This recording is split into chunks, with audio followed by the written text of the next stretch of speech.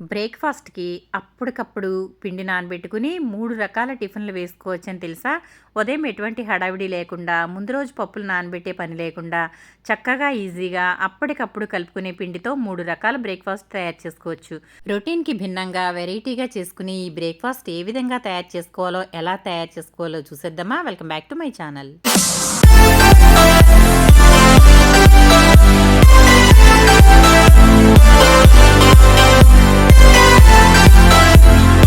ముందుగా నేనిక్కడ బొంబాయి రవ్వ అయితే తీసుకుంటున్నాను. బొంబాయి రవ్వ ఒక అర కేజీ వరకు తీసుకుంటున్నాను. మనం తయారు చేసుకునే క్వాంటిటీని బట్టి రవ్వ అనేది కలుపుకోవాలండి. నేనిక్కడ 3 రకాలు చేస్తున్నాను కాబట్టి ఒక అర కేజీ వరకు బొంబాయి రవ్వ తీసుకున్నాను. ఆ తర్వాత ఒక గిన్నె తీసుకుని అందులో ఒక పెద్ద కప్పుతో పెరుగు వేసుకుంటున్నాను. అంటే నేను తీసుకునే పెరుగు ఒక 100 గ్రాముల వరకు ఉంటుందండి పెరుగు. మీకు ఒకవేళ పెరుగు లేకపోతే మజ్జిగ అయినా దీంట్లో యూజ్ చేసుకోవచ్చు. నేనైతే పెరుగు వేసాను. ఆ తర్వాత బొంబాయి రవ్వని కట్ చేసుకుని ఈ విధంగా బొంబాయి రవ్వ కూడా అందులో వేసేసుకోవాలి. బొంబాయి రవ్వ వేసేసుకున్న తర్వాత మనం పెరుగు ఏ కప్పుతో అయితే వేసుకున్నామో అదే కప్పుతో వాటర్ అయితే ఇలా వేసుకోవాలి. నేను ఇక్కడ ముందు సగం వాటర్ వేసాను. సగం వేసిన తర్వాత అంటే మనం అర కేజీ రవ్వ తీసుకున్నాం కదా, 1.5 కప్పు పెరుగు నీళ్లు కలిపి 2 వేసాను. ఆ తర్వాత మిగిలిన సగం కూడా వేసేసాను. అంటే 1 కప్పు పెరుగు 1 కప్పు వాటర్ వేసుకోవాలి. ఇప్పుడు ఇదంతా కూడా గరిటెతో బాగా కలుపుకోవాలండి. ఇదంతా కూడా 2 సమానంగా చక్కగా కలిసేలాగా అయితే కలుపుకోవాలి. చూసారు కదా, ఈ విధంగా అయితే 2 కలిపేసుకోవాలి. ఇలా కలుపుకున్న తర్వాత దీనిని ఇప్పుడు ఒక అరగంట పాటు పక్కన పెట్టేసుకోవాలి. మనం చట్నీ చేసుకునే లోపు ఈ పిండి అయితే చక్కగా నానిపోతుంది. మూత అయితే పెట్టేసి దీనిని ఒక అరగంట పాటు పక్కన పెట్టేసుకుందాము. ఇది మూత అయితే పెట్టేసి ఒక అరగంట తర్వాత చూద్దాము. అరగంట లోపు మనం చట్నీ అయితే రెడీ చేసేసుకోవచ్చు. ఆ తర్వాత ఇదిగోండి అరగంట అయిన తర్వాత ఇప్పుడు పిండి అయితే మీకు చూపిస్తున్నాను చూడండి. చక్కగా మనం వేసిన పెరుగు వాటర్ అంతా కూడా పిండి బాగా పీల్చేసుకుంది రవ్వ. ఈ విధంగా అయితే దీనిని చక్కగా నానబెట్టుకోవాలి. ఆ తర్వాత ఇప్పుడు దీంట్లో మనం కొంచెం సాల్టు వాటర్ కూడా కలుపుకుందాం. ఈ విధంగా ముందు గరిటెతో బాగా పిండిని కలపాలి. ఇప్పుడు దీంట్లో సరిపడా సాల్ట్ అయితే వేసుకుందాము. 1 స్పూన్ అయితే సాల్ట్ వేసాను నేను. మీకు ఒకవేళ తక్కువ అనిపిస్తే వేసుకోవచ్చు. అలాగే ఒక చిటికెడు తినే సోడా కూడా వేసుకోవాలండి. తినే సోడా వేసిన వీడియో స్కిప్ అయింది కాబట్టి మీరు కంపల్సరీగా తినే సోడా యాడ్ చేసుకోండి. మనం దోశలు వేసుకున్నా, గారెలు వేసుకున్నా, ఏం వేసుకున్నా కానీ తినే సోడా వేసుకోవడం వల్ల చక్కగా గుల్లగా ఫ్లఫీగా వస్తాయి కాబట్టి తినే సోడా కంపల్సరీగా వేసుకోండి. ఇదంతా కూడా ఇలా బాగా కలిపేసుకోవాలి. ఆ తర్వాత ఈ పిండిని ఒక 2 భాగాలుగా మనం సపరేట్ చేసేసుకుందాము. ఎందుకంటే మనం ఇదే పిండితో 3 రకాల టిఫిన్స్ అయితే వేసుకోబోతున్నాం కాబట్టి పిండిని ఈ విధంగా 2 భాగాలుగా అయితే తీసేసుకుంటున్నాను. ఇదిగోండి సగం పిండి అయితే తీసి పక్కన పెట్టేశాను. పిండి చూడండి ఒకసారి ఈ విధంగా గట్టిగా ఉండాలి. ఎందుకంటే ఈ పిండితో మనం గారెలు వేసుకోబోతున్నాం కాబట్టి గారెల పిండి అంటే కొంచెం గట్టిగానే ఉండాలి కాబట్టి ఈ విధంగా పిండిని గట్టిగా ఉంచాను. ఆ తర్వాత ఇందులో ఉల్లిపాయ ముక్కలు అలాగే పచ్చిమిర్చి ముక్కలు వేసుకోవాలి. ఇంకా ఇందులో క్యారెట్ అలాగే కొత్తిమీర ఇవన్నీ కూడా వేసుకోవచ్చండి. కానీ నేను ఇక్కడ అవన్నీ కూడా వేయడం లేదు. ఓన్లీ ఉల్లిపాయ పచ్చిమిర్చి మాత్రం వేశాను. ఇంకా అల్లం ముక్కలు జీలకర్ర ఇవన్నీ కూడా యాడ్ చేసుకోవచ్చు. మీకు తినేటట్టయితే కనుక అవన్నీ యాడ్ చేసుకోండి. నేనైతే అవన్నీ వేస్తే మా పిల్లలు తినరు కాబట్టి నేను ఇక్కడ ఉల్లిపాయ పచ్చిమిర్చి మాత్రమే వేశాను. ఆ తర్వాత ఇదిగోండి పిండిని చేత్తో ఈ విధంగా బాగా కలుపుకోవాలి. ఉల్లిపాయ వేసాం కాబట్టి పిండిని చేత్తో ఇలా కలుపుకోవడం వల్ల ఉల్లిపాయ అంతా కూడా చక్కగా బాగా పిండిలో కలిసి బాగుంటుంది. ఇలా చేత్తో ఇలా బాగా కలుపుకోవాలి. మనం గారెలు వేసేటప్పుడు మినపప్పుని ఏ విధంగా కలుపుకుంటామో మినపపిండిని అలాగే కూడా ఈ పిండిని కూడా కలుపుకోవాలండి. అప్పుడే మనకి పిండి అనేది గుల్లగా తయారవుతుంది. చూసారు కదా, ఇదిగోండి ఈ విధంగా గారెలు మనకి చక్కగా గారెలు వచ్చే విధంగా అయితే పిండిని ఇలా కలుపుకోవాలి. ఇలా గట్టిగా ఉండాలి. మరీ మెత్తగా ఉన్నట్లయితే గారెలు అనేవి రావు కాబట్టి ఇలా కలిపేసుకుని ఇప్పుడు ఇదంతా కూడా పక్కన పెట్టేసుకుందాము. ఆ తర్వాత స్టవ్ వెలిగించుకుని ఆయిల్ అయితే పెట్టేసుకుందాం. ఇదిగోండి స్టవ్ అయితే వెలిగించి ఆయిల్ పెట్టేశాను. ఆయిల్ వేడైన తర్వాత మనం పిండి కలిపి పక్కన పెట్టుకున్నాం కదా, చేతికి తడి చేసుకుంటూ మనం మినపగారెలు ఏ విధంగా వేసుకుంటామో అదే మాదిరిగా కొంచెం కొంచెంగా పిండి తీసుకుని గారెలుగా వేసుకోవాలి. నూనె అయితే చక్కగా వేడవుతూ ఉంది. ఇప్పుడు మనం తయారు చేసి పెట్టుకున్నాం కదా పిండిని, ఇప్పుడు ఈ పిండిని గారెలుగా వేసుకుందాం. ముందు చేయి తడుపుకోవాలి. ఇలా చేయి తడుపుకున్న తర్వాత పిండిని కొంచెం కొంచెంగా తీసుకుని గారెల మాదిరిగా వేసుకోవాలి. ఈ విధంగా గారెలు వేసుకుంటే అసలు మినప్పిండితో వేసిన గారెల, ఇది బొంబాయి రవ్వతో వేసిన గారెల కనిపెట్టడం చాలా కష్టమండి. ఈ గారెలు అంత టేస్టీగా ఉంటాయి. అప్పటికప్పుడు అనుకోని విధంగా ఎవరైనా చుట్టాలు వచ్చినప్పుడు ఈ విధంగా గారెలు వేసి పెట్టండి. ఇవి మినపగారెల, రవ్వ గారెలో కనిపెట్టడం చాలా కష్టం. కాబట్టి చూసారు కదా, ఇదిగోండి ఇక్కడ ఆయిల్ అయితే చక్కగా వేడైపోయింది. ఇప్పుడు మనం తయారు చేసుకున్న పిండి మిశ్రమాన్ని ఈ విధంగా కొంచెం కొంచెంగా తీసుకుని ఇలా గారెలాగా చేసుకుని మధ్యలో హోల్ పెట్టేసి ఆయిల్లో వేసేసుకోవాలి. చూసారు కదా, ఇవి కొంచెం షేప్ అవుట్ అయినా కానీ టేస్ట్ అయితే బాగుంటాయండి. ఎందుకంటే ఇవి రవ్వ కదా, మనం ఇంకా గట్టిగా కలుపుకున్నామంటే గారెలు కొంచెం గట్టిగా వస్తాయండి. కాబట్టి పిండి ఇదే మాదిరిగా ఉండాలి. కొంచెం వేసుకునేటప్పుడు ఇబ్బందిగా ఉన్నా చక్కగా గారెలు వేసుకోవడంలో ఇలా జాగ్రత్త పాటించి వేసుకున్నట్లయితే గారెలు అనేవి పర్ఫెక్ట్గా వస్తాయి, టేస్టీగా ఉంటాయి, చక్కగా గుల్లగా ఉంటాయి. చూసారు కదా, ఇలా గారెలుగా చేసేసుకుని చిన్న చిన్నగా వేసేసుకోవాలి. అప్పటికప్పుడు తయారు చేసుకునే ఈ పిండితో గారెలు చాలా చాలా బాగుంటాయి. ఇంకా ఇదే పిండితో దోశలు, అలాగే ఓతప్పం, బన్ దోశ ఇవన్నీ కూడా వేసుకోవచ్చండి. చాలా చాలా బాగుంటాయి. టిఫిన్ అయితే ఉప్మా తినని వాళ్ళు అదే రవ్వతో ఈ విధంగా అయితే అన్ని రకాలు టిఫిన్లు వేసుకోవచ్చు. ఒక్క పిండితో చక్కగా 3-4 రకాల టిఫిన్లు అయితే వేసుకోవచ్చు. చూసారు కదా, ఇప్పుడు ఈ గారెల్ని రెండు పక్కల బాగా వేయించుకోవాలి. గారెలు వేసిన వెంటనే కదిపేయకూడదు. ఇది కొంచెం వేగిన తర్వాత అప్పుడు ఇలా గరిటెతో రెండో వైపుకి అయితే తిప్పుకోవాలి. ఈ గారెలు మంచి రంగు వస్తాయండి. చక్కగా మంచి గోల్డెన్ బ్రౌన్ కలర్ అయితే వస్తాయి. చాలా టేస్టీగా కూడా ఉంటాయి. చూసారు కదా, ఇదిగోండి ఒక పక్క అంతా వేగిపోయాయి. ఇప్పుడు రెండో పక్కకు అయితే తిప్పేశాను. రెండో పక్కన కూడా చక్కగా గారెల్ని వేయించేసుకుని ఇప్పుడు తీసేసుకోవాలి. చూసారు కదా, మంచి రంగు అయితే వచ్చేసాయి. ఈ విధంగా వేయించుకోవాలి. మరీ ఎక్కువగా వేగినా కూడా మాడిపోతాయి కాబట్టి ఇంకా ఇలా అయితే చక్కగా వేయించేసి ఇప్పుడు వీటిని తీసేస్తున్నాను. ఇలా చిల్లులు గరిటెతో ఆయిల్ అనేది రాకుండా తీసేసుకోవాలి. ఇదే మాదిరిగా మిగిలినవి కూడా చక్కగా వేసేసుకుంటే మన టేస్టీ రవ్వ గారెలు అయితే రెడీ అయిపోయినట్లే. చూసారు కదా, ఇవైతే తీసేసాను. ఇంకా మిగిలినవి కూడా అదే మాదిరిగా వేయించేసుకోవాలి. ఇప్పుడు ఇంకొక వాయి కూడా వేసేస్తున్నాను. మనకి ఎన్ని గారెలు కావాలంటే అన్ని గారెలు ఇదే మాదిరిగా వేసుకోవాలండి. గారెలు వేసేసుకుని రెండు పక్కలా వేయించేసి తీసేసుకుంటే టేస్టీ గారెలు అయితే రెడీ అయిపోయినట్లే. ఇవి కూడా రెండో పక్కన కూడా ఇలా వేయించేసుకోవాలి. చూసారు కదా, ఈ విధంగా మంచి రంగు వచ్చే వరకు వేయించేసి వీటిని కూడా తీసేసుకుంటే గారెలు రెడీ అయిపోయినట్లే. ఇవిగోండి, ఇవి కూడా చక్కగా వేగిపోయాయి. ఇప్పుడైతే ప్లేట్లోకి అయితే తీసేస్తున్నాను. చూసారు కదా, గారెలు ఎంత బాగున్నాయి చూడండి ఒకసారి. మంచి కలర్ఫుల్గా ఉన్నాయి. మనం ఆనియన్స్ వేసాం కదా, ఈ విధంగా చక్కగా గారెలు అయితే రెడీ అయిపోయాయి. ఇప్పుడు అదే పిండిని ఇప్పుడు మనం బన్ దోశగా వేసుకుందాము.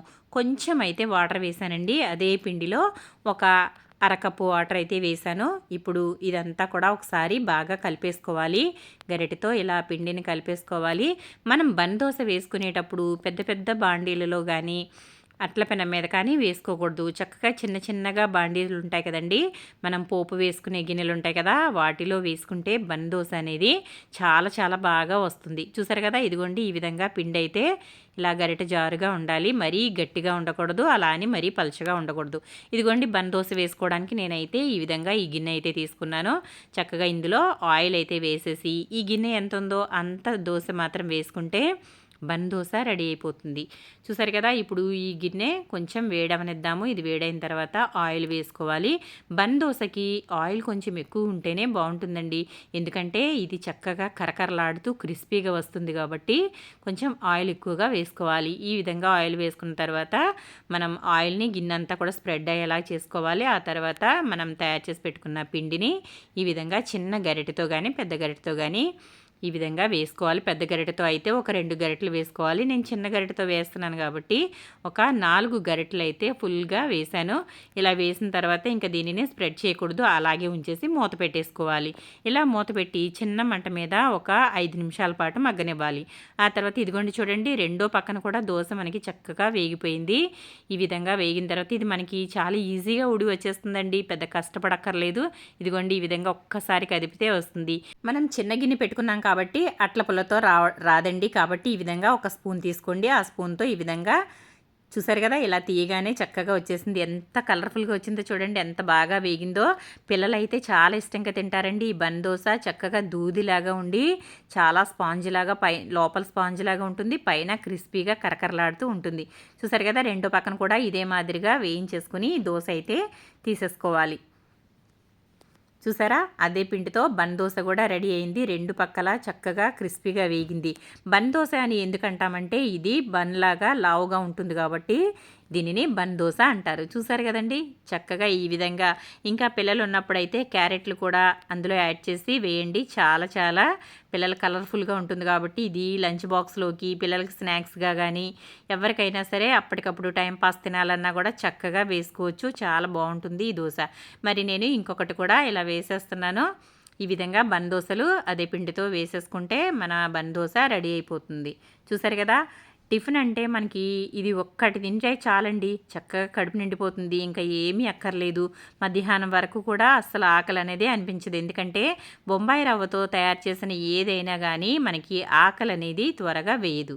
చూసారు కదా, ఇదిగోండి, ఇది కూడా రెండో పక్కన కూడా వేయించేసాను. ఎంత మంచి కలర్ వస్తుందో చూసారు కదా, చాలా కరకరలాడుతూ ఉంటుంది. ఈ విధంగా అయితే బన్ దోశ కూడా రెండో పక్కన కూడా కాల్చేసి తీసేసుకుంటే మన బన్ దోశలు అనేవి రెడీ అయిపోయినట్లే. రెండో పక్కన కూడా కాగిపోయిందండి ఇది. ఇప్పుడు తీసేస్తున్నాను. ఇదైతే ఎంత బాగా వచ్చిందో చూడండి, చక్కగా బన్ లాగా పొంగింది. చూసారు కదా, మనం ఈ పిండితో ఏదైనా తయారు చేసుకునేటప్పుడు కంపల్సరీగా తినే సోడా అనేది యాడ్ చేసుకోవాలండి. అప్పుడే మనకి ఇడ్లీ కానీ దోశ కానీ గారె కానీ ఏదైనా కానీ కొంచెం గుల్లగా ఫ్లఫీగా వస్తుంది. చూసారు కదా, ఇది కూడా అయిపోయింది. ఇప్పుడు ఇంకా నేను ఇది తీసేస్తున్నాను. ఆ తర్వాత మనం పక్కన పెట్టుకున్నాం కదండి, ముందులో సగం అయితే తీసి పక్కన పెట్టాం కదా, అందులో కొంచెం వాటర్ అయితే వేసుకోవాలి. ఇలా వాటర్ వేసుకుని పల్చగా చేసుకోవాలి. ఎందుకంటే ఇప్పుడు మనం దీంతో పల్చడి దోశలు అయితే వేసుకోబోతున్నాం, స్పాంజ్ దోశ వేసుకోబోతున్నాం. నేను ఇక్కడ స్టవ్ మీద అట్ల పెనం అయితే పెట్టేశాను. అది కొంచెం వేడైన తర్వాత ఆయిల్ అప్లై చేసేసుకోవాలి. ఆ తర్వాత మనం తీసుకున్న పిండి ఉంది కదా, ఆ పిండిని దోశలాగా పోసుకోవాలి. దీనికి అసలు చుక్క ఆయిల్ కూడా అవసరం ఉండదండి. ఆయిల్ లేకపోయినా దోశ స్పాంజ్ దోశ చక్కగా వస్తుంది, మెత్తగా ఉంటుంది, నోట్లో పెట్టుకుంటే కరిగిపోతుంది. దీంట్లోకి స్పెషల్గా చట్నీ ఏమీ అవసరం ఉండదండి. ఎందుకంటే దీంట్లోకి టమాటా చట్నీ కానీ లేదంటే ఆవకాయ చట్నీ కానీ మాగాయ చట్నీ కానీ ఏదైనా కానీ చాలా చాలా టేస్టీగా ఉంటుంది. చూసారు కదా, ఈ విధంగా దోశ అయితే వేసేసుకోవాలి. మన ఇష్టం అండి, ఆయిల్ వేసుకోవడం వేసుకోకపోవడం అనేది మన ఇష్టం. ఎందుకంటే ఇది ఆయిల్ లేకపోయినా కూడా బాగుంటుంది, కానీ మీకు చూపించడం కోసం నేనైతే ఆయిల్ వేస్తున్నాను. ఈ విధంగా చుట్టూ ఆయిల్ అయితే వేసుకోవాలి. ఇలా వేసుకున్న తర్వాత చిన్న మంట మీద దీనిని వేగనివ్వాలి. ఇది ఎక్కువ రంగు వచ్చినా పర్వాలేదు, రంగు రాకపోయినా పర్వాలేదు, దోశ అనేది మాత్రం చక్కగా కాలుతుంది, అలాగే చక్కగా వేగుతుంది. చూసారు కదండి, ఇదిగోండి, ఒక పక్క అయితే దోశ వేగిపోయింది. ఇప్పుడు రెండో పక్కకి ఈ విధంగా తిప్పేసి రెండో వైపు కూడా కొంచెం కాలిన తర్వాత తీసేసుకోవాలి. రెండో పక్కన కూడా చక్కగా కాలిపోయింది. ఇప్పుడు ఈ దోశ అయితే తీసేస్తున్నాను. స్పాంజ్ దోశ చాలా చాలా బాగుంటుందండి, చాలా మెత్తగా ఉంటుంది, నోట్లో పెట్టుకుంటే కరిగిపోతుంది, చాలా టేస్టీగా ఉంటుంది. ఇప్పుడు మళ్ళీ ఇంకొక దోశ అయితే వేసేసుకుందాము. ఆయిల్ అసలు ఇంకా అప్లై చేసుకోవాల్సిన అవసరం లేదు. ఫస్ట్ వేసుకునేటప్పుడు పెనంకి ఆయిల్ అప్లై చేస్తే చాలండి, ఇంకా తర్వాత ఆయిల్ అనేది అప్లై చేసుకోవాల్సిన అవసరం లేదు. ఇదే మాదిరిగా పలుచగా దోశని పోసేసుకుని ఈ విధంగా గరిటెతో పలుచగా చేసేసుకోవాలి. ఇలా బాగా పలుచగా కాదండి, కొంచెం పలుచగా చేసుకుంటే సరిపోతుంది. మనం వేసుకునే మామూలు దోశ ఉంటుంది కదా, ఆ దోశ మాదిరిగా ఇలా వేసుకుని చుట్టూ ఆయిల్ అయితే వేసి రెండు పక్కల మంచిగా కాలనిచ్చి తీసేస్తే స్పాంజ్ దోశ అయితే రెడీ అయిపోతుంది. చూడండి, చక్కగా కాలిపోయింది. ఇప్పుడు రెండో పక్కకు కూడా తిప్పేసుకుందాము. చూసారు కదా, ఎంత బాగా కాలిందో చూసారు కదా. ఈ విధంగా కాల్చేసుకుంటే మన దోశ అనేది రెడీ అయిపోయినట్లే. ఇప్పుడు ఇది కూడా తీసేద్దామండి. ఇంతకు మించి ఇంకా ఎక్కువ కాలితే బాగోదు కాబట్టి ఈ విధంగా ఇంకా తీసేసుకుందాం. అంతేనండి, మన టేస్టీ బ్రేక్ఫాస్ట్ అయితే రెడీ అయిపోయింది. దీంట్లోకి పల్లి చట్నీ కానీ శనగపప్పు చట్నీ కానీ కొబ్బరి చట్నీ కానీ ఏ చట్నీ అయినా కానీ చాలా చాలా బాగుంటుంది. అస్సలు ఆయిల్ అనేది అబ్జర్వ్ చేసుకోదండి, ఎందుకంటే మనం బొంబాయి రవ్వతో చేసాం కదా, ఆయిల్ అనేది అస్సలు పీల్చుకోదు. చూసారు కదా, ఎంత స్పాంజిలా ఉందో చూడండి దోశ. అలాగే బన్ దోశ ఎంత బాగుందంటే ఎంత బన్ లాగా వచ్చిందండి, చాలా చాలా బాగుంది. ఈ విధంగా చూసారు కదా, ఒక్క పిండితో 3 రకాల బ్రేక్ఫాస్ట్లు అయితే తయారు చేసుకోవచ్చు. నచ్చిన చట్నీతో ఆస్వాదించవచ్చు. చూసారు కదండి మరి. ఎటువంటి పప్పులు నానబెట్టుకునే పని లేకుండా, పిండి లేదని హడావిడి పడకుండా అప్పటికప్పుడు ఇన్స్టెంట్‌గా ఈ విధంగా రవ్వతో బ్రేక్‌ఫాస్ట్ అయితే తయారు చేసుకోండి. నచ్చిన చట్నీతో ఆస్వాదించొచ్చు. చూడండి, అసలు దోస అయితే చాలా చాలా బాగా వచ్చిందండి. ఎంత బావుందో చూసారు గదా! ఎంత మెత్తగా స్పాంజ్ లాగా ఉంది. మరి చూసారు కదండి, ఈ బ్రేక్‌ఫాస్ట్‌లు మీకు నచ్చాయా? నచ్చితే గనక మీరు కూడా తప్పకుండా ట్రై చేసి మీకు ఏ విధంగా వచ్చిందో నాకు కామెంట్ సెక్షన్‌లో కామెంట్ పెట్టండి. ఇదిగోండి, నేను ఇక్కడ శనగపప్పు చట్నీ చేశాను. దాంట్లోకైతే ఈ విధంగా స్పాంజ్ దోసని టేస్ట్ చేస్తున్నాను. చాలా చాలా బావుందండి. నోట్లో వేసుకుంటే కరిగిపోతుంది. అద్దిరిపోయింది. ఇంకా గారెలైతే చెప్పక్కర్లేదు. ఆనియన్స్‌తో ఈ విధంగా బన్ దోస, అలాగే గారెలు చాలా మెత్తగా ఉన్నాయండి. గారెలు కూడా ఎంత బావున్నాయంటే అంత బాగున్నాయి. మరి మీరు కూడా తప్పకుండా ట్రై చేయండి. మీకు ఏ విధంగా వచ్చిందనేది కమెంట్ సెక్షన్లో కమెంట్ పెట్టండి. వీడియోస్ కనుక నచ్చితే లైక్ చేయండి. మీ ఫ్రెండ్స్కి, ఫ్యామిలీస్కి షేర్ చేయండి. చూసారు కదండి, ఇంకా బన్ దోశ అయితే చెప్పక్కర్లేదు. చాలా చాలా బాగున్నాయి. అన్ని బ్రేక్ఫాస్ట్లు కూడా అదిరిపోయాయి. మీరు కూడా ఒకసారి ట్రై చేసి మీకు ఏ విధంగా వచ్చిందనేది నాకు కమెంట్ సెక్షన్లో కమెంట్ పెట్టండి. మరి వీడియో నచ్చిందా? నచ్చితే కనుక మరిన్ని మంచి మంచి వంటల కోసం సుగుణ వంటలు ఫాలో అవ్వండి.